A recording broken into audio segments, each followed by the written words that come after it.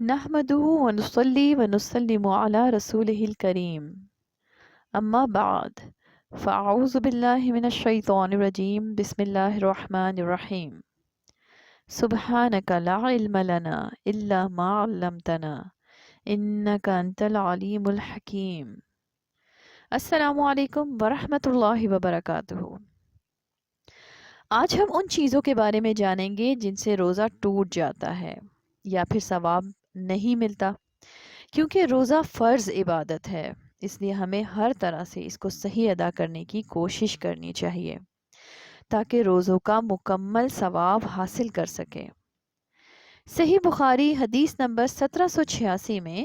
حضرت ابو ہریرہ رضی اللہ تعالیٰ عنہ سے روایت ہے کہ رسول اللہ صلی اللہ علیہ وآلہ وسلم نے فرمایا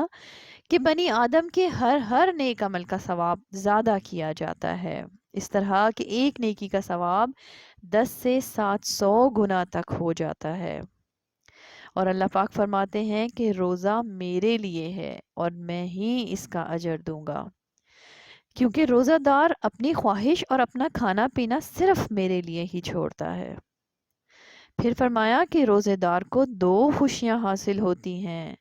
ایک خوشی تو روزہ کھولنے کے وقت اور دوسری خوشی ثواب ملنے کی وجہ سے اپنے پروردگار سے ملاقات کے وقت۔ پھر اسی حدیث میں آگے فرمایا کہ یاد رکھو روزے دار کے منہ کی بو اللہ پاک کے نزدیک مشک کی خوشبو سے زیادہ پسندیدہ ہے۔ اور پھر فرمایا کہ روزہ ڈھال ہے، یعنی اس کی وجہ سے بندہ دنیا میں شیطان کے شر اور فریب سے اور آخرت میں دوزخ کی آگ سے محفوظ رہتا ہے۔ لہٰذا جب تم میں سے کوئی شخص روزے دار ہو تو وہ نہ تو فحش باتیں کرے اور نہ بیہودگی کے ساتھ اپنی آواز کو بلند کرے، اور اگر کوئی نادان جاہل اسے برا بھلا کہے یا اس سے لڑنے جھگڑنے کا ارادہ کرے تو اسے چاہیے کہ وہ یہ کہہ دے کہ میں روزے دار ہوں۔ اس حدیث مبارکہ میں ایک تو ہمیں روزے کی اہمیت اور ثواب کا پتہ چلتا ہے، دوسرا یہ بھی پتہ چلتا ہے کہ روزے دار کو روزے میں اپنی خواہشات پر کنٹرول کرنا ہوتا ہے، اللہ پاک کے حکموں کے آگے اپنا سر تسلیم خم کرنا پڑتا ہے، اس کے بعد ہی روزوں کا اصل مقصد حاصل ہوتا ہے، اور اگر وہ اپنی خواہشات پر کنٹرول نہیں کر سکے گا تو روزہ ٹوٹ جائے گا۔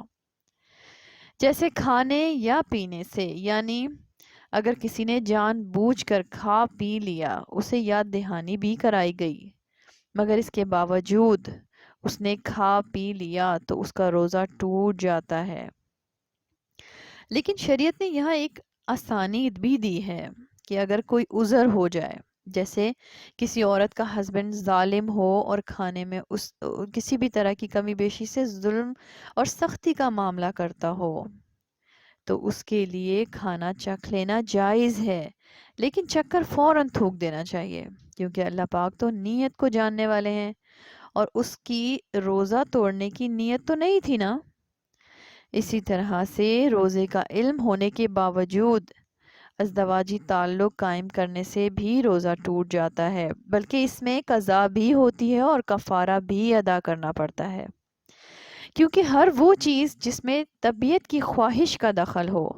اور رمضان کے مہینے میں روزہ ٹوٹے تو اس سے کفارہ بھی لازم آتا ہے۔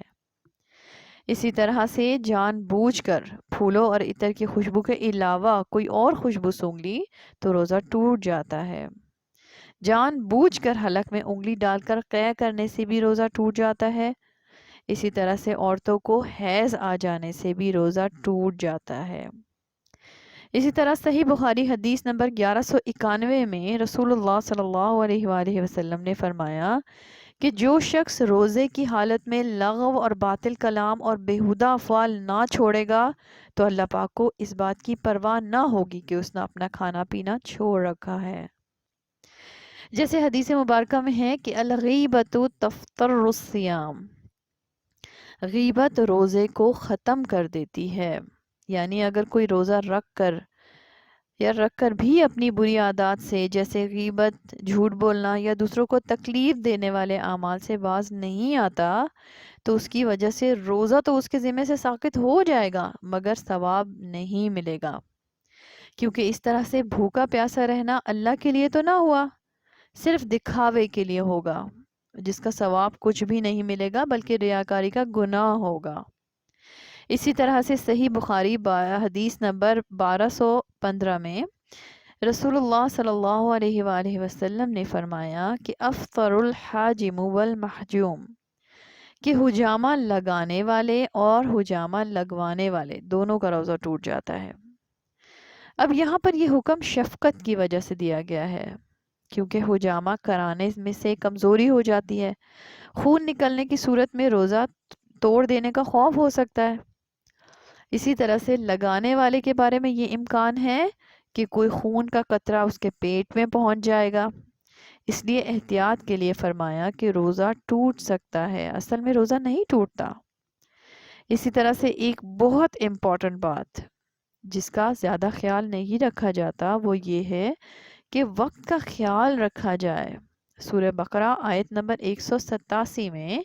اللہ پاک فرماتے ہیں کُلُوا واشربوا حتى يتبين لكم الخيط الأبيض من الخيط الأسود من الفجر ثم أتموا الصيام إلى الليل، تم کھاتے پیتے رہو یہاں تک کہ صبح کی سفید دھاری سیاہ دھاری سے واضح نظر آنے شروع ہو جائے، پھر رات تک روزے کو پورا کرو۔ اب اس آیت مبارکہ میں اللہ پاک نے روزے کے ٹائمنگز بتائے ہیں، یعنی وہ صبح صادق سے لے کر غروب آفتاب تک ہے۔ اس کے لیے ہمیں آج کل غروب آفتاب کی صحیح ٹائمنگز دیکھ لینی چاہیے۔ اذان مغرب تو افطار کے بعد ہوتی ہے اور افطار کا ٹائم پہلے ہو جاتا ہے، مگر اس میں بھی احتیاط ٹائمنگ کی کرنی چاہیے، کیونکہ صحیح بخاری حدیث نمبر 1837 میں صحابہ کرام رضوان اللہ علیہم اجمعین کا ایک واقعہ ذکر فرمایا ہے۔ وہ فرماتے ہیں کہ ایک مرتبہ مطلع ابر آلود تھا، یعنی بادل آئے ہوئے تھے، ہم نے جب افطار کیا تو سورج نکل گیا، یعنی ابھی سورج غروب نہیں ہوا تھا، پھر بعد میں سب نے قضا روزہ رکھا تھا، لیکن اگر وقت داخل ہو جائے تو اس میں بھی جلدی کرنا پسندیدہ ہے۔ صحیح بخاری حدیث نمبر 1835 میں رسول اللہ صلی اللہ علیہ وآلہ وسلم نے فرمایا کہ مسلمانوں میں اس وقت تک خیر باقی رہے گی جب تک وقت داخل ہونے کے بعد افطار کی جلدی کا اہتمام کیا جائے گا۔ اسی طرح سے سنن ترمذی حدیث نمبر 704 میں رسول اللہ صلی اللہ علیہ وآلہ وسلم نے فرمایا کہ اللہ پاک نے ارشاد فرمایا ہے کہ میرے بندوں میں سے مجھ سے سب سے زیادہ پیارا بندہ وہ ہے جو وقت ہو جانے پر افطار میں جلدی کرتا ہے۔ اسی طرح سے سحری میں بھی وقت کا دھیان رکھنا چاہیے، اذان ہونے کا انتظار نہ کریں، اذان تو وقت داخل ہونے کے بعد ہوتی ہے، اس سے پہلے ٹائم دیکھ کر سحری کا کھانا بند کر دینی چاہیے، مگر آخری وقت تک سحری کھانا بھی سنت ہے، کیونکہ اللہ پاک نے جس وقت روزہ بند کرنے کا حکم فرمایا ہم اس کی اطاعت کریں، اور جس وقت کھولنے کا حکم فرمایا ہم اس کی بھی فوراً اطاعت کریں، تو یہ اللہ پاک کو خوش کرنے کا سب سے بڑا ذریعہ ہے۔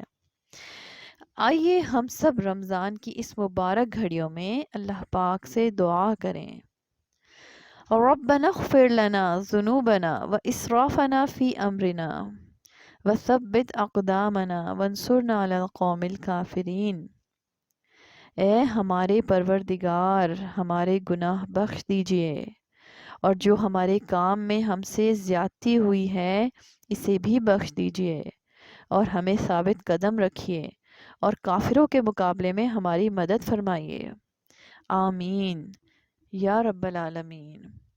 وما توفیقی الا باللہ علیہ توکلت و الیہ انیب۔ السلام علیکم ورحمۃ اللہ وبرکاتہ۔